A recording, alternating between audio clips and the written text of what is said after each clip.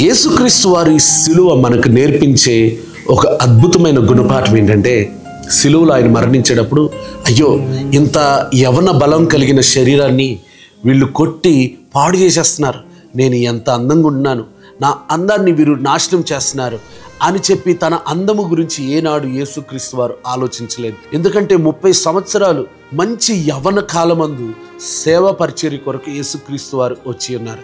ఈ రోజుల్లో దేవుని కోసం ఒక గంట సేపు మోకరించి ప్రార్థన చేయలేని మనస్తత్వం కలిగిన మనకు సిలువ నేర్పించేది ఏంటంటే, ఒకవేళ మనము నశించిపోయే శరీరం కోసం కష్టపడినట్లయితే ఏ లాభం లేదు.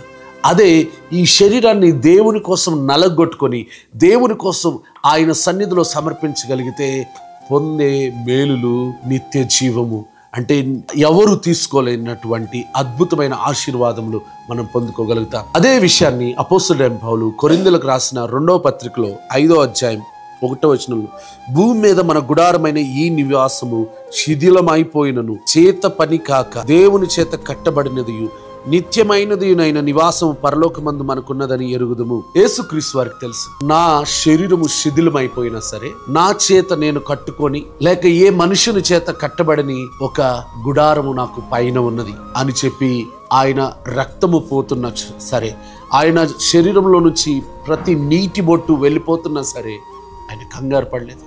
ఇన్ఫ్యాక్ట్ ఆ సమయంలో చాలా బాధ్యతతో కూడిన మాటలు మాట్లాడి ఉన్నారు. అది క్షమించడం కావచ్చు, లేకపోతే తన తల్లి విషయంలో బాధ్యత కలిగి మాట్లాడడం కావచ్చు, తండ్రి యొక్క వాక్యాన్ని జ్ఞాపకం చేసుకోవడం కావచ్చు, ఆఖరి మాట తన ఆత్మను తండ్రికి అప్పగించుకోవడం కావచ్చు.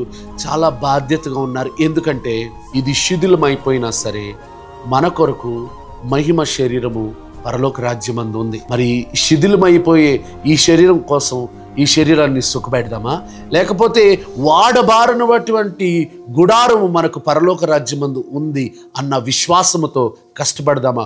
ఒకసారి సిలువను చూసి పాఠము నేర్చుకుందాం. ఎప్పుడైతే మనము ఈ విషయాన్ని గుర్తిస్తామో ఇంకెన్నడు దిగులు పడం, ఇంకెన్నడు చింతపడం, ఇగో అందము కోల్పోతున్నామని, అయ్యో నేను నా ఆ వయసు అయిపోతుందని బాధపడం. ఎలాంటి సమయంలో అయినా సరే ధైర్యంగా ఉంటాం. ఎందుకంటే మన కొరకు వాడబారిన స్వాస్థ్యము పరలోకమందు దేవుని చేతిలో దేవుని దగ్గర స్థిరపరచబడి ఉన్నది. God bless you.